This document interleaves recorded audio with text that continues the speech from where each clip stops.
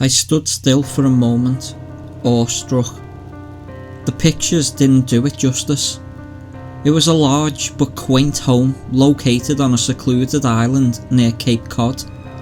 A small piece of land void of life, only the cottage and a lighthouse visible across the water. Verified as an Airbnb plus rental, 1 week's rent came to little over $3,000. The price was steep, but completely worth it. This would be the best place to clear my head and finish writing my novel. I happily trotted across the stone walkway to the front door and grabbed the knob, ready to map out the rest of my book. It would be my second release. My publisher had been breathing down my neck for months, constantly asking for updates. Now I had the perfect environment to complete it. Upon opening the door, I was caught off guard. "Hello!" I nearly jumped out of my skin. There was a man inside, late 50s, average build, grey moustache. It took me a moment to match the face to the one on his superhost profile. It was Garrett, the owner of the property. "Sorry Garrett, you startled me. I didn't expect anyone to be here." He smiled. "I greet all of my guests. You people are my livelihood after all. Please, come in. We have some important matters to discuss." I joined him in the living room. We sat in armchairs on opposite sides of a long coffee table. Garrett simply continued to smile. "So, what did you want to discuss?" I asked. He pulled out a folded sheet of paper out from his jacket and slid it across the coffee table. It stopped in front of me. I picked it up for a closer look. The edges were worn and it felt almost canvas-like between my fingers. I began unfolding, but Garrett stopped me. "Don't. You'll have plenty of time for that later. Just listen." I looked up at him, confused but compliant. This house has been in my family for generations. Staying here can be a rewarding experience, but it can also be a dreadful one if you're not careful. "Come on, Gary, don't tell me the place is haunted." I was the only one smiling now. Garrett looked at me, thoroughly unamused. My smile vanished and I gestured for him to continue. "On that sheet of paper are some rules. You must follow every last one of them. There are no exceptions. So as long as you do this, your vacation will be a pleasant one." With that, Garrett stood up from the chair and walked to the front door. He turned to me on his way out and offered a final sentiment before leaving. "Follow the rules, Jack. If you don't, you're in for a bumpy ride." When he left, I unfolded the list, expecting to see a reiteration of his stay requirements. No pets, no modifications, clean up after yourself, that sort of thing. This was not the case. On the paper was a set of rules that only served to bookend our strange encounter with further confusion. 1. No lights on past 11:25 PM. 2. Do not answer your phone. Callers cannot be trusted. 3. Only 2 people are permitted inside. Hank Penston and Jessica Covenwood. Ask for last names. 4.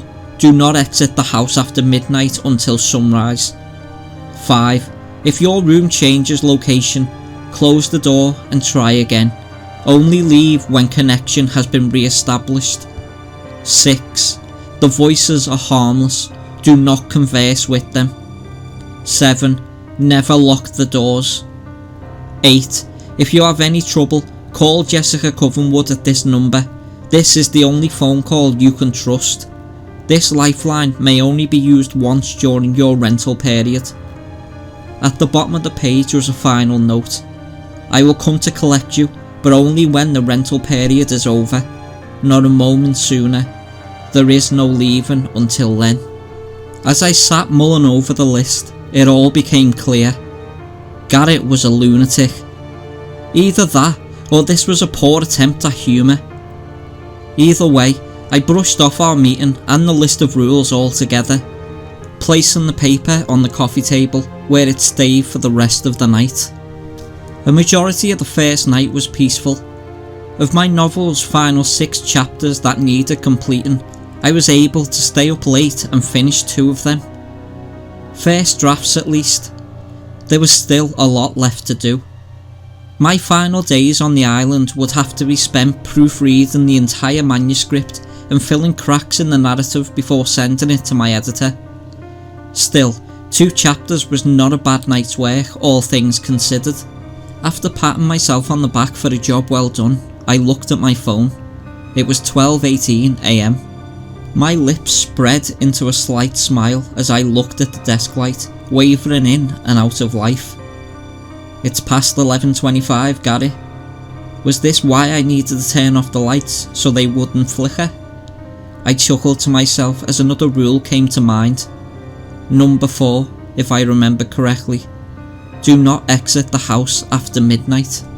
I continued to laugh to myself as I ventured downstairs, opened the front door and stepped out into the night. The view was brilliant. A blanket of stars covering the cape, only broken up by the gorgeous lighthouse jutting upward, practically cutting a hole into the night sky. It was a breathtaking sight, well worth the partial advance for my book. What's the reasoning behind this rule, Gary? You didn't want me to enjoy the view? I turned and stepped back into the house. I then locked the door. Oops, that's another rule broken. Hope the house doesn't chastise me.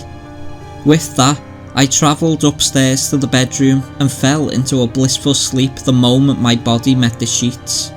My slumber would not last. 3:27 AM. I awoke to a thunderous banging at the front door. In a groggy slur of motion, my legs just barely managed to pull the rest of my body out of bed. Practically sleepwalking, I eventually made my way downstairs and opened the door. Outside, there were no longer any stars. Their light was replaced with a thick fog rolling over the ocean. The water and air were still, frozen in place. There was no one there but me. I closed the door and went back to bed, certain that the sounds I heard were remnants of a dream overlapping with waking life. My body fell onto the bed and sleep took hold once more. 4:42 AM. I awoke again, ripped from a dream state where I was turning in my novel to the publishing house. For whatever reason, in this dream, Garrett was my boss. He held the manuscript to my face and flipped the pages, revealing a lack of ink. "There's nothing here, Jack. All that time and nothing to show for it." He continued to flip through before stopping somewhere in the middle. Unlike the other pages, this one had text. The words were familiar, but they weren't written by me. Garrett's rules painted the page, the pitch black ink slowly dripping from the paper. His form soon followed, melting onto the floor below. "You should have followed the rules, Jack." That's when I sprung to life, my heart pounding as I sat up in bed. The sound of pages turning rang in my ears, but it hadn't leaked over from my nightmare. Over on the desk was my manuscript, its paper wildly flapping about. My heart nearly sank before I noticed a chill in the room. I had left the window open. It was just the wind. Relieved, I shut the window and went back to sleep. 5:19 AM. No sound awoke me this time. Instead, it was nature calling, beckoning me to take a late night trip to the bathroom. Unfortunately for me, this would not be an easy task. Upon opening the bedroom door, I was greeted by a deeply unsettling sight. It was a hallway, not the hall that should have been there, mind you. An entirely different hallway, noticeably different. It was narrow, almost too thin for a person to walk through, and it was long, very long, seemingly longer than the building itself. Lining the sides was a plethora of doors, more doors than I knew the house to have. It was, by all means, unexplainable. I rubbed my eyes to test their acuity. The hallway was still there.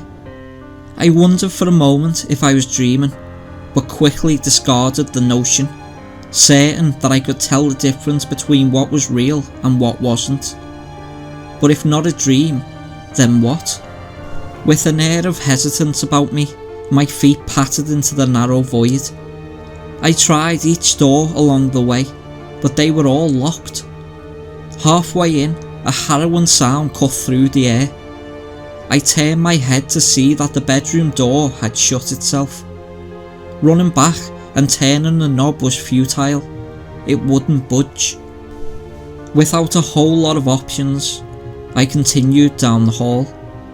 At the end was a final door, different than the rest. Affixed to it was a plaque with a designation, like one you might see in a hotel. According to the text, it was room 371. The knob offered no resistance as I turned it and gently pushed the door open. There was no light inside. Still, I could make out something standing in the centre of the room facing me. It was a shadowy figure, slightly darker than the blackness around it. A vague glow outlined its form. It was tall, taller than any man. I had the inclination to close the door and turn back, but fear kept me anchored in place. My breathing became erratic and my heart rate soared to new heights as it took a step towards me. In a flash, it lunged to my position. Everything went black. My eyes opened to sunlight pouring into the room. I was back in bed. This was strange. Every bone in my body told me it wasn't a dream, but rational thinking dictated otherwise. I had no choice but to entertain the idea that I was having vivid night terrors in the face of a fast approaching publishing deadline. The sooner I finished the book, I thought, the sooner they would vanish. Though it didn't sit well with me, it was the only explanation I had. My phone buzzed on the bedside table. I knew who it was, but with my deadline on the horizon, I couldn't afford the distraction. When the buzzing ceased, I crawled out of bed and started the day. My first few hours awake were productive. I was able to write over half of the next chapter and tweak some finer details throughout the rest of the book. My progress was, however, impeded by a knock at the front door. Unlike the night previous, there was someone out there, a man. "Can I help you?" I asked, confused. "Was hoping I could help you, actually. The name's Hank. I'm a locksmith from the mainland. Garrett sent me to check the locks on all of the doors." I pondered for a moment and then grabbed a list of rules from the coffee table. I looked it over before meeting Hank back at the door. "Well, it looks like you're on the list." "Splendid, may I come in then?" An unnaturally wide smile danced across his cheeks. "Yeah, sure, come in." Hank walked past the threshold and sighed. There was a long moment of silence before he spoke again. "What a lovely place. Can't wait to sink my teeth in and get to work." He then sauntered off upstairs. I sat down on the couch and continued writing, hoping my creative breakthrough hadn't subsided. An hour had passed, then another. I was able to finish up some more work, but something kept scratching at the back of my mind. I knew locksmithing wasn't the loudest job out there, but I expected to hear at least some sort of tinkering coming from upstairs. The distant sound of keys scraping against the lock's inner chambers. But no, there was only silence. I then wondered why Hank was there to begin with. This was far from a typical rental experience, especially one on a secluded island. I skimmed the list again. 2 things stood out. Rule number 7, never lock the doors. Even if Garrett was deranged, it was clear he didn't want the doors locked. So why then would he send a locksmith? Who would be breaking in out here anyway? The second thing that jumped out at me was the end of rule number 3. Ask for last names. Something wasn't adding up, but I intended to get to the bottom of it. "Hank," I yelled out, hoping to get his attention. There was no answer. "Hank, can you please come down here?" No response, only silence. This was my cue to investigate. To my dismay, the second floor was completely vacant. I scoured every room, every nook and cranny the house had to offer, to no avail. Hank was nowhere to be found. I couldn't make heads or tails of it. How could a person just up and vanish like that? I returned to the first floor. Hank was there, sitting on the couch, looking over my manuscript. There was no way he could have snuck by me. Say, this is pretty good. I wonder how it's going to play out. Help me out here, Jack. Is there a happy ending, or does the man succumb to his own demons? I stood frozen at the bottom of the stairs. Hank, I asked, what's your last name? A grin formed beneath his nose. Ridden. The name's Hank Ridden. Why'd you ask? I looked down at the list in my hand. Penston. His name was supposed to be Hank Penston. No reason, just curious. Hey, do you mind tossing me my phone? Hank looked down at my phone on the coffee table. A few moments passed before he grabbed it and looked over at me. He stared for a long time, almost as if calculating the distance, and then finally threw it over. I caught it and ran for the front door. Thanks, I'll be right back. I sprinted to the edge of the island, unsure of who or what that was inside the house. It was becoming ever apparent that Garrett might not be so crazy after all. Something truly strange was afoot, and I wanted no part of it. At first, I called the ferry station. No answer. Then Garrett. Still no answer. Before I could try another number, my ex-wife called. I've been ignoring her calls for weeks. Charlotte, thank God. I'm at an Airbnb off the Cape. I need you to... She interjected. Leslie's dead, Jack. My blood ran cold. It was said with the same tone and resentment as it was 2 years before. All at once, the floodgates opened and a slew of memories poured in, ones I had tried desperately to repress. Leslie was our daughter. Before Charlie and I divorced, she was struck by a car on her way home from school. Charlotte was at work, and I was supposed to pick Leslie up, but I was too wrapped up in my first novel.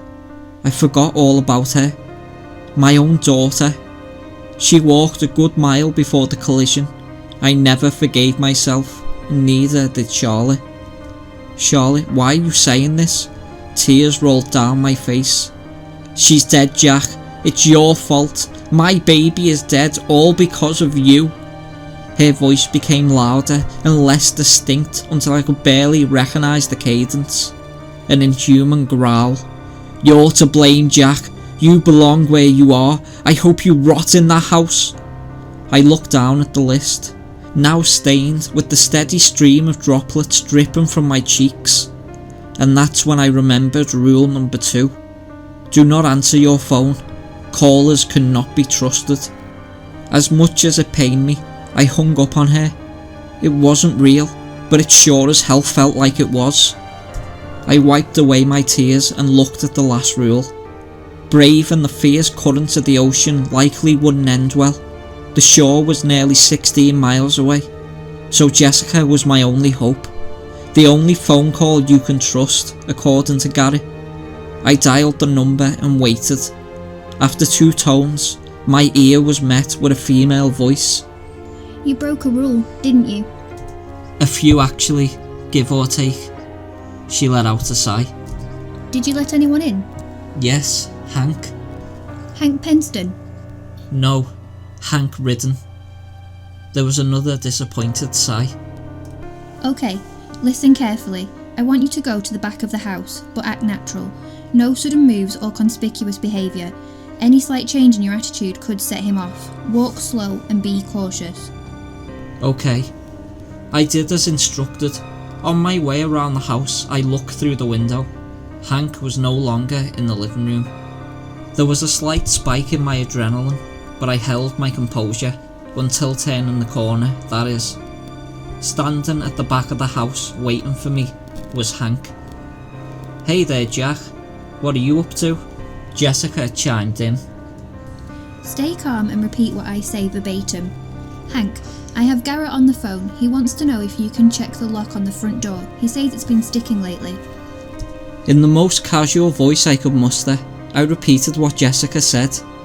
Hank bore a stoic expression for a few moments and then spoke. "That darn thing. I'll see what I can do." He walked past me and went off to the front of the house. I was officially rattled. Jessica's voice broke the tension. About a dozen yards from the house is an electrical box. Do you see it? I surveyed the area and noticed the box. It was embedded in a tree stump of all places, one that stuck out of the ground at an awkward angle. Yes, I see it. Good. Open the hatch. There is a lever there. I want you to pull it down and then wait exactly 10 seconds, after which you will place it back in its original position and close the hatch. I was confused. How is this going to help exactly? There was a third sigh of frustration. That is the master switch. When you pull the lever, it will deactivate all energy on the island. When you reset the lever, the house will reconstitute. This will wipe the slate clean. I didn't understand how it all worked, but I had heard enough to warrant an obvious follow-up question. Couldn't I just leave it off? There was no sigh this time, just anger. No, the island is far worse when the energies are at bay. 10 seconds is all you're allowed. At this point, I saw Hank walking alongside the house. "I fixed that lock for you, Jack." Jessica must have heard, because her voice adopted a tone of urgency. Pull the lever now. I did as she said and began counting. Hank continued to walk towards me, his form phasing in and out like a bad television signal. "Jack, what are you doing? Need a hand?" His pace grew faster until his walk became a run. My heart was pounding. Just as he was closing in, the 10 seconds were up and I forced the lever back. Hank vanished completely and the stump receded into the earth below. I fell back onto the ground in relief. "Jessica, we did it!" Click. Clearly, she wasn't as pleased with the victory as I was. That was fine. I was just thankful to be alive. Once inside the house, I laid down in bed and held the list to my face, scrutinising every last detail. I was determined not to break another rule for the rest of my stay. That night was peaceful. I made sure all of the doors were unlocked, turned off the lights by 11:25 and refused to answer any calls. When I slept, there were no strange dreams. No dreams at all, in fact. It was a truly restful night. The best sleep I've had in years. Despite my predicament, I awoke hopeful. Hopeful that I could weather the storm and survive the week. I was even able to write some more of my book. Not much, but enough to jumpstart my creativity. The next night didn't go nearly as well. 2:12 AM. I had woken without cause. In an effort to fall back asleep, I shut my eyes and allowed my mind to wander. I thought of my book and the deadline. I thought of my eventual departure from the island. Before long, I thought of Charlotte and Leslie. The image of our once happy family would forever be seared into my broken heart. I felt my eyes begin to water, but something interrupted the sadness. A sound. Footsteps. My eyes opened and I sprang to life, sitting upright in bed. The footsteps stopped just outside the room. With a great deal of apprehension, I got out of bed, took a deep breath and tiptoed to the door. When I turned the knob and opened it, I found myself at the entrance of the house. With Rule 5 in mind, I shut the door and opened it again. I was now at the living room. Next was the bathroom. Then a hallway. A familiar hallway. Off in the distance, I heard the click of room 371's door. The tall shadow stepped out. The hall began to shrink. The figure closed the gap between us in a matter of seconds. Luckily, my will to live outweighed the fear that held me in place. I managed to shut the door just in time to prevent my demise. When I opened it again, the room was back where it was supposed to be. 3:47 AM. Just as I was finally drifting back to sleep, the voices started. "Hey Jack, enjoying your stay?" Though frightened, Rule 6 came to mind and I followed it. The voices were harmless and I was not to converse with them. "What's wrong, Jack? Hung up on Garrett's rules? That's no fun." I closed my eyes as the voice grew louder and hid beneath the covers. "Don't hide, Jack. We won't hurt you, honest." The footsteps were back, walking outside the room. They stopped at the door. "He's here now, Jack. I can tell you how to make him go away, but you have to talk to me." The door creaked open and the footsteps recommenced, walking over to the side of the bed. "He's leaning over you now. I can make him leave, just say the word." I couldn't give in to the ploy. I had to obey the rules. But then there was a tug on the sheets. My heart nearly stopped. "Wake up, Jack!" I jolted to a sitting position. The room was empty and the door shut. It was a dream. But that didn't explain the hand-shaped impression on the edge of the bed. No matter the culprit, I would endure the torment. It was only a week. "You can get through this, Jack." Leslie's face flashed in my mind and forced an unexpected tear out. "You've been through so much worse." The next few nights came and went without issue. There were some dicey moments, but I learned to handle the odd voice here and there, and the room moving every now and again. I ignored knocks at the front door altogether, avoiding any and all potential repeats of the Hank incident. Night 6, however, was by far the worst. Some things never change. Dark clouds loomed over the ocean as waves crashed into the island.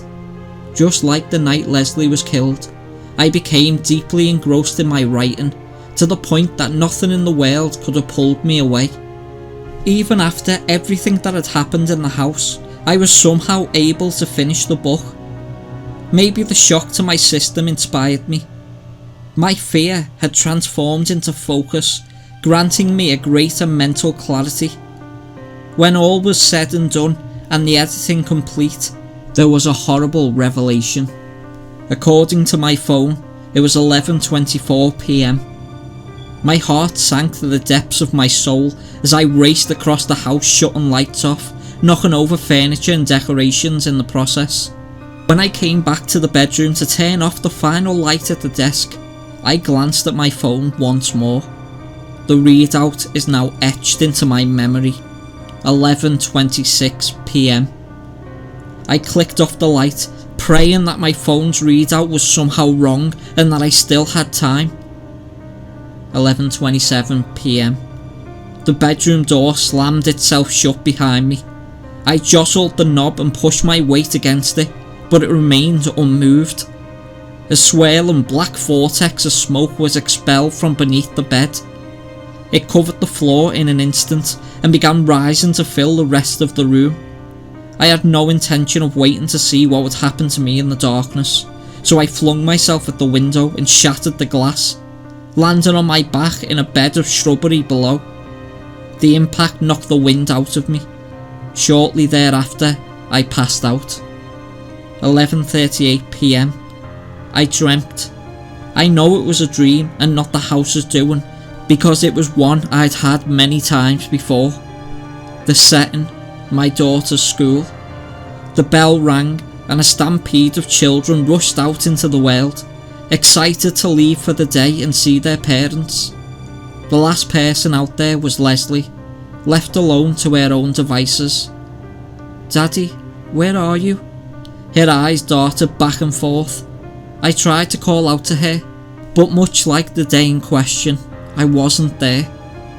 In the dream, I was only an observer, forced to watch as the horror unfolded before me. Leslie waited for 15 long minutes before heading off in the direction of our home. I bore witness to her trek, a poor girl alone in the cold. And then it happened. Dream tears flooded my field of view as a car swerved and the heart-wrenching scream of that beautiful young girl rang through the winter air. 11:56 p.m. I woke up on the ground covered in tears and broken glass. The ocean waves crashed against the walls of the house. There was no time to waste. Without my phone, I didn't know exactly what time it was, but it had to be close to midnight. Another broken rule would only make matters worse. I raced to the front door, opened it and swiftly shut it behind me, somewhat thankful to be back in the house, but also somewhat terrified. The coming moments would echo the latter emotion, adding to my woes. 12:05 a.m. I was able to open the bedroom door and retrieve my phone. Luckily, the smoke had vanished. Upon venturing back down to the living room, I was shattered just like the glass on the ground outside. There, sitting on the couch, where Hank sat before her, was Leslie. My Leslie. I reached the bottom step and nearly fell to my knees, almost forgetting to breathe in the process. She was the same. Exactly the same. Every feature identical to the day I last saw her. How was this possible? Hi, Daddy. Her voice pulled a wave of emotion out of me, stronger than anything I have ever felt before. Was it really her? Was this really my precious Leslie brought back to life? Surely this wasn't the house's doing, was it? Sweetheart, is that you? Is it really you? She looked over at me with innocent eyes. Yes, Daddy, it's me. I ran over to her and took her in my arms, my face now drenched in an ocean of tears. Oh Leslie, sweetheart, I missed you so much. I pulled away to get a better look at her. That's when I saw it. For an instant, in between blinks, her eyes were solid pools of black. This was not my Leslie. I backed away at once. What's wrong, Daddy? I continued my retreat to the stairs. You're not real. This isn't real. We buried you. Her next words stopped me in my tracks. No, Daddy. You buried me. Her eyes locked with mine as I cried. You killed me. You're the reason I'm dead. I took a pained breath before responding. You're right. I was a terrible father and I deserve every moment of torture this house puts me through. If I ever get out of here, I'm going to visit your grave for the first time and tell you how sorry I am and how much I've missed you over the years. Not a day goes by that the guilt doesn't eat me up inside. I swallowed the lump in my throat and wiped away the tears as she looked up at me, her head tilted in observation. But you're not her. I ran up those stairs as fast as I could. Leslie's piercing screams echoed through the house, followed by the sound of every window breaking in reaction to the pitch. Once inside the bedroom, I closed the door behind me and slid down into a sitting position on the floor against it, utterly defeated and emotionally drained. I pulled out my phone and dialed Jessica's number. After 2 tones, she picked up. What is it this time? Don't tell me you broke another rule. I think I'm going to die tonight, Jessica. Her perturbed tone vanished, replaced with concern. Jack, what did you do? What's going on over there? I can't fight it anymore. It's too much. As much as I wanted to live, I could feel myself giving up. I don't even know why I called her. She couldn't help. The lever was gone, and it was past midnight. The storm outside was destroying the house. Soon, I would be swept out to sea, never to be heard from again. Hold on, Jack. I'll be there soon. Click. She wouldn't be coming. Even if the ferries ran that late, they wouldn't dare operate in a storm that violent. The end was near, and I could feel it. 1:13 a.m. After a good long while of wallowing in self-pity, there was a knock at the front door. Jessica, No, it couldn't be. I cautiously exited the bedroom and slowly descended the staircase to the living room below. The storm raged on outside, a gust of wind howling through the house. In reaching the bottom step, I noticed that the coast was clear. Leslie's ghost was nowhere in sight. As quickly as I could, without drawing any unwanted attention to myself, I pattered over to the door and opened it.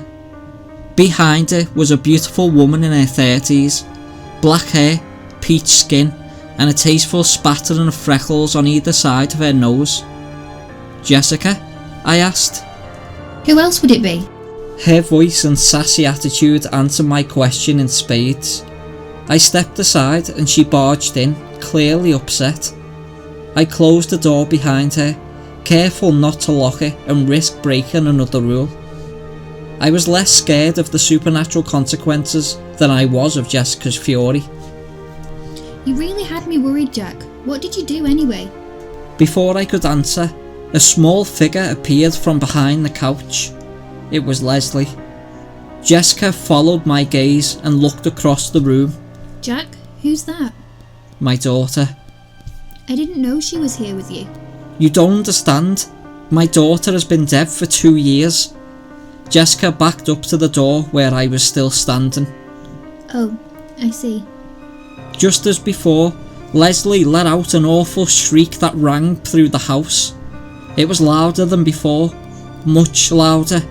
Jessica turned to me, our hands cupping our ears. Jack, we need to get out of here. Follow me. We raced past Leslie and up the stairs to the bedroom. Okay, Jack, let's get going. She shut the door and opened it. She continued this routine, revealing the many rooms of the house. At one point, it opened up into the living room. Jessica quickly slammed it shut before Leslie could make her way in to get us. Finally, it opened up into the hallway. Yes, that hallway. Jessica grabbed my wrist. Come on, let's go. I yanked my arm back in refusal.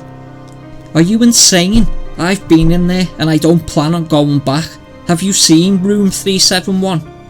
Jessica let out one of her signature sighs. Yes, I know all about it. So long as we get to where we're going before the shadow notices, we'll be fine. Now come on, we don't have a whole lot of time here. I reluctantly respected her wishes. I wasn't keen on facing that ominous stretch of hall again, but Jessica's advice hadn't failed me yet. Besides, I was ready to die just an hour ago. Whatever fate would befall me in there couldn't be any worse than seeing my dead daughter resurrected. Okay, Jessica, I'm ready. 1:36 a.m. Matching each other's pace step for step, we disappeared into the dark hallway, the bedroom door closing behind us. I whispered so as not to wake the beast. Where are we going anyway? None of the doors down here open. Without hesitation, she answered. One does. It took a moment for it to sink in. No, Jessica, are you serious? I can't go in that room. It lives in there. She turned to me and put her hands on either side of my face. She stared into my eyes with a look of pure kindness. I was taken aback by the unexpected intimacy. Jack, you need to calm down. Just trust me. We are going to be fine. I promise. As far as explanations go, that was pretty vague. Still, it was reassuring. I can't explain it, but I was compelled to believe her. There was something about Jessica I really liked. A warmth that radiated around her. A contagious, soothing force. We continued down the hall, and I didn't bring up my reservations again. 1:42 a.m. We reached the door. This was it, the moment of truth. I was about to open it when Jessica pulled my hand back. In order for this to work, you need to knock 3 times, no more and no less. I nodded in agreement. I raised my hand to the wood and knocked precisely 3 times. A deep anxiety racked my nerves as the anticipation grew. After a few moments, the door was pulled open, revealing the shadowy figure within. It stepped away and motioned for us to enter. I looked over to Jessica for approval. She nodded and followed me in. The entity softly closed the door behind us. It then walked over to where we stood and changed. Its dark form turned to light, illuminating the rest of the room. It was the bedroom, only it wasn't exactly the same. Something was amiss. I couldn't quite put my finger on it. It just felt different. The bright figure then shrunk down to a glowing orb and drifted away, phasing through one of the walls, leaving us by ourselves. Moonlight shone through the window. The glass wasn't broken anymore. There was no storm outside. Everything was pristine. Jessica, what just happened? This is the house's safe space, a failsafe for when too many rules are broken.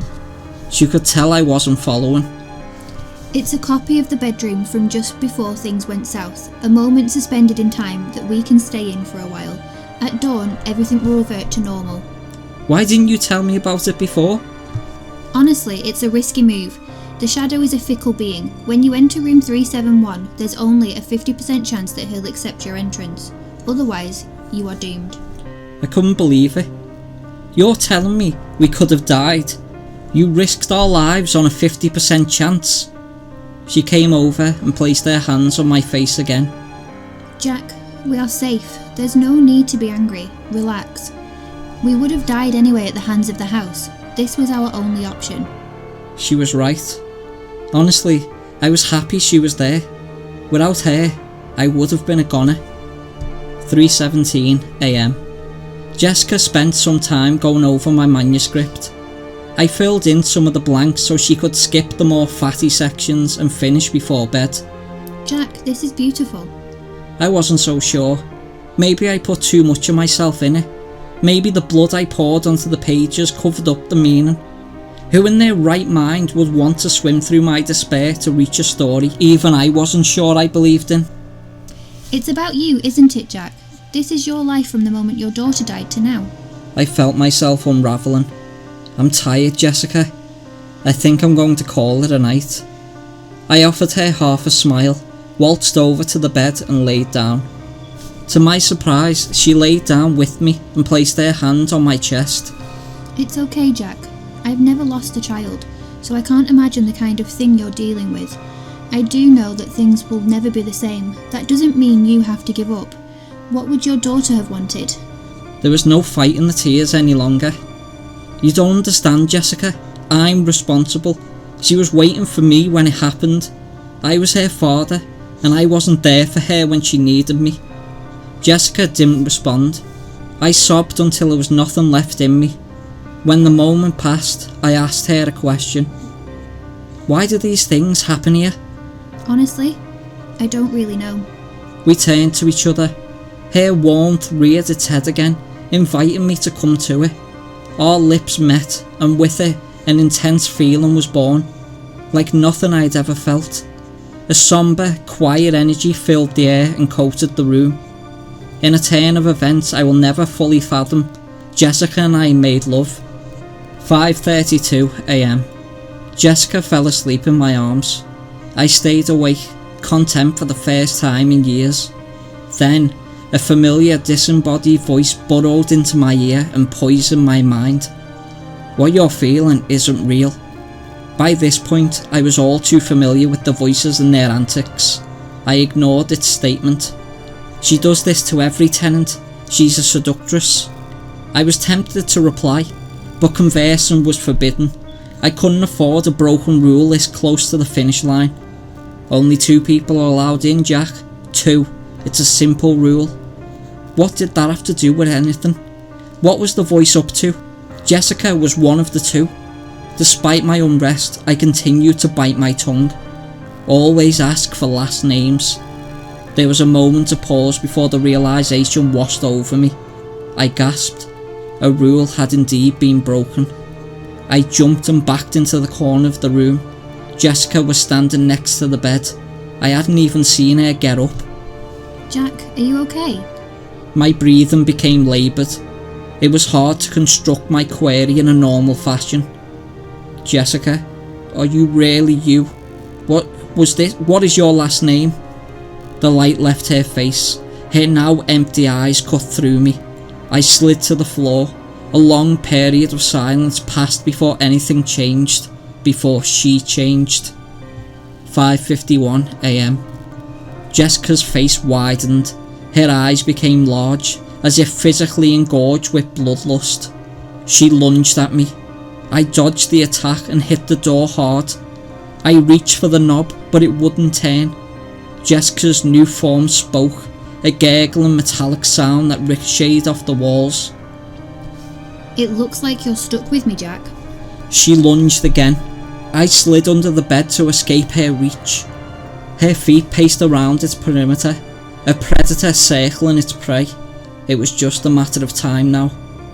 I closed my eyes and thought of Charlotte and Leslie playing in the snow, the last day I saw them together. This would be my final thought as death approached. As beautiful a thought as one could hope to have before dying. At least now I could be with her again. A pained outcry from Jessica broke my concentration. The light in the room had changed. I rolled out from underneath the bed and saw her writhing in the corner. The sun was coming up over the horizon outside. This was my chance. I raced over to Jessica and clenched her neck. She struggled but was too weak to break free. I forced her against the window. Her skin melted, dripping like candle wax to the floor. Her hair burned to a crisp. I looked to her eyes for even a shred of humanity, something that might convince me to spare her for all she had meant to me. There was none, only malice. In that moment, I sincerely wished that she had been real. Goodbye, Jessica. With as much force as I could muster, I pushed her through the window.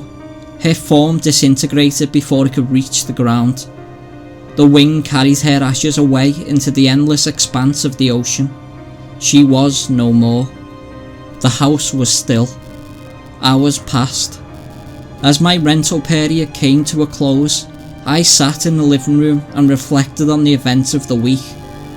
In a weird way, I had come to terms with Leslie's death. The guilt would always be there, but I felt I could move on now, free of the restraints that once bounded me.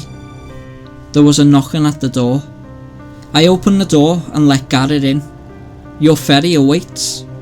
I nodded and gathered my things. I was anxious to leave, but felt the need to ask him something first. "Garrett, what is this place?" He smirked. Many words come to mind. Anomaly, portal, impossibility. I personally think it's a mirror, showing us ourselves in a way we never thought possible. A place where our past and present intersect. Perhaps the right word for it is closure. I smiled. "You might be onto something, Gary." "Splendid. Does that mean you'll leave a good review?" I chuckled. "You know what? I'll do it right now." I opened the app and clicked through to the listing. A bit of information caught my eye as I scrolled. Checkout time, 12 PM. I looked up at the readout at the top of my phone's display. It turned from 11:59 to 12 as I watched. I let someone in before time was up, meaning a rule had been broken. The note at the end of the list came to mind as the dread set in. "I will come to collect you, but only when the rental period is over, not a moment sooner." That wasn't Gary. I looked up to see him standing directly in front of me. "Something wrong, Jack?" I dropped my things and ran to the dock as fast as I could. The ferry had just arrived, the real Gary aboard, motioning for me to hurry. After boarding, I turned back and looked at the house one last time. A silhouette stood at the window, waving goodbye.